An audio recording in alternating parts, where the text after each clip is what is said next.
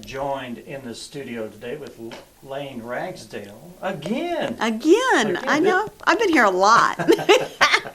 This is the third in a series of three. Yes, And this is our yes. last one. We're going to be talking about one of your popular topics is estate planning. Estate planning, yes. Yeah. We start off with kids this year in the first of the series, and went to Social Security, and we're kind of going the whole continuum. Now we're on estate planning. You covered both ends That's of right. the spectrum. Now That's let's right. figure out how to get to the end of that spectrum, yes, right? Exactly, and in a good way. In a good way. Yes. Yeah, we're doing another estate planning in conjunction with Kelsey Bardwell and Kathy Golden with the law firm here in Harrison of Sprott, Golden, and Bardwell. We're going to do that out at the JPH Center on the south campus of the college on October the 25th. October 25th, at what time in the afternoon? 6:30 to 6:30 9:30 at night. Yeah, it's a 3-hour deal. We did it last year, and it was so popular, we brought it back again this year. Okay. It's an important topic. Estate planning.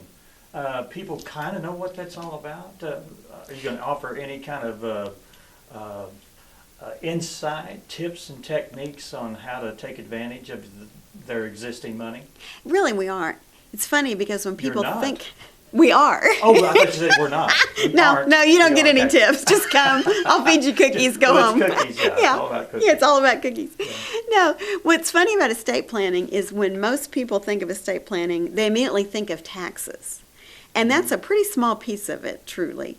There are estate taxes, but there's lots of ways that people can work to minimize that. There's also income taxes that come into play. If your money is in a retirement plan through an employer or if it's in an IRA, there are tax consequences on the income tax side that you have to think about from time to time. Okay.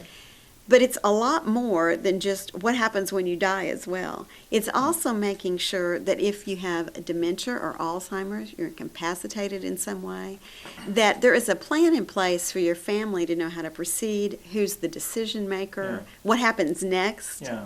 So all of that comes into an estate plan. Okay. And you're going to be doing this out at the John Paul Hammersmith South Campus.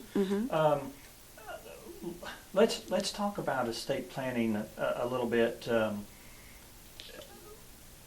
for people that don't have a clue about how to start. What would be the first thing that they need to do? I mean, somebody that doesn't make a lot of income needs to still do some kind of planning. They do. It's funny that you said that because I think many times people think they don't need to do estate planning because they don't have a whole pile of money that they have to deal with.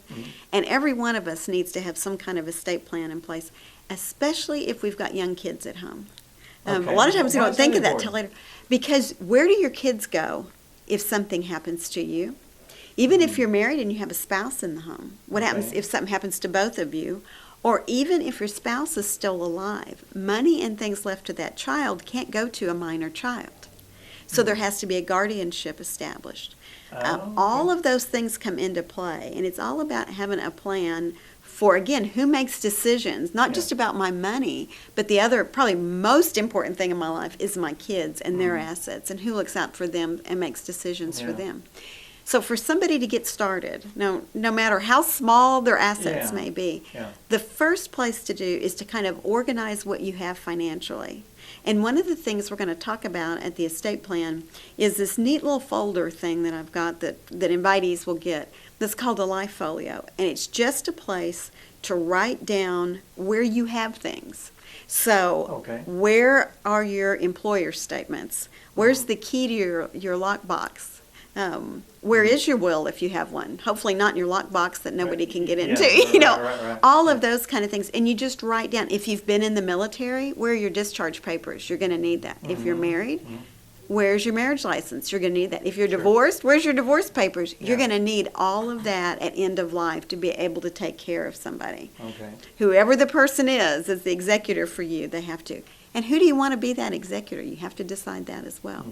So the first place to start is just find out where all your stuff is and write it down to where somebody knows.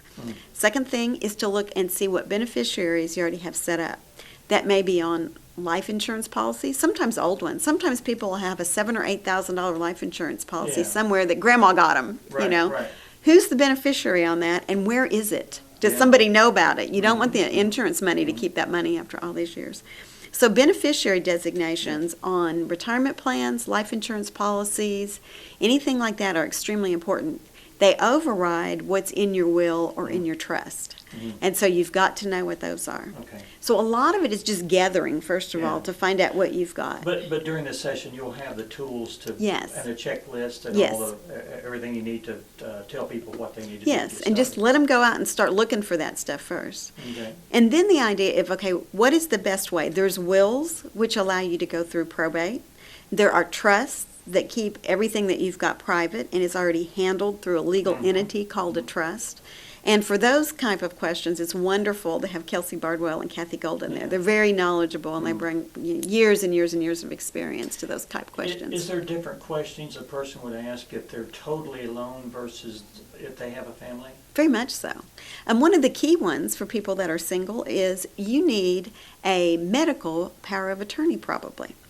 Because if something happens to you while you're out and you have a wreck, who makes decisions for you if you're at the hospital? That's right. If you're married, the default is your spouse. Yeah. If you're not married, there is no default. So you have to have named somebody. And that could slow down treatment and Exactly, different things. exactly. You came from a healthcare background, so you're Yeah. aware, very aware of Sure. that. You have to know who the decision maker is. The second thing that comes into play, if I'm married and my husband's name and I are on a lot of things, that allows ownership to transfer at death many times. If it is just me, where does that ownership go? And so the estate issues are harder when you're single. Right. Or if you're the second to die in a couple, a lot of times. And isn't it true that a lot of falls back on the state or the government if there's no one that is your relation? Is there a point in time where they take over responsibility? Even with a will, things go through what's called probate. And you've probably heard the probate. And so what that really means is the state is deciding where things Right. go. Your will gives them directive if you've got it. If you don't have it, then they just have to make it up as they go, and there are rules in place, and they vary by state Yeah. on how things were split up. But the only thing that really kind of sidesteps that is having a trust set up and everything in that trust, because then all the decisions are made beforehand. Yeah. And making decisions beforehand sounds like a really cool idea. It's harder than you think. Oh, really? Because, especially in blended families, part of the reason I think people avoid estate issues is it brings up all the hard questions in your family. How do you split this up? Where do you want your assets to go? Do you want to tell your parents they're not going to get your kids if you die? You're going to let, Aunt Sally over here have them or something. All of those kind of things. I don't have an Aunt Sally, by the way, or young kids that I don't have to worry about. But, all of those really hard decisions you have to decide and then explain to the other members of your family. Yeah. And sometimes those are really hard choices. But I can tell you, it's better for you to make them and explain them than to let somebody else make them or have them in a document somewhere and nobody understands your rationale. Yeah. And I guess it's also bad if you're in a position where you're in a coma Yeah. and you may have thought things were going to be done a certain way and your family decides to do something totally different. Yes. There's So it's good to do this before. It is. And there's two different things. There's if you die and then your wills and trusts and all that come in. The other thing that can come into play is if you're in a coma, if you're incapacitated in some way, again, dementia, Alzheimer's, something along that line too. Who makes those decisions? There's things called springing powers of attorney that until someone declares you incapacitated doesn't go into. And then there are successor trustees within trusts that allow people to do that. So your estate plan is not only just if you die, it's all of those things that can lead up to that. Yeah. And as people age and we're seeing more Alzheimer's and stuff, this Yeah. is becoming more and more important in society today. So while you still have your presence about you, it might be a good idea to make these decisions through a plan like this. Exactly. And want to tell people again where it's going to be and the title of the program. Yes. It's the Essentials of Estate Planning, and it's going to be October 25th. It's out at the JPH Center on the South Campus, and it's from 6:30 to 9:30 that night. It's a Tuesday night. Is it an open register, or would you You like need- people to They need to contact register. A, I need to know how many cookies, and B, the college has to know how many people are coming. It's done Okay. through North Arkansas College Continuing Education, which we're grateful for. Their number to register is 870-391-3100, or Okay. they can go online on the college site under the Continuing Education and register as well. you? Okay.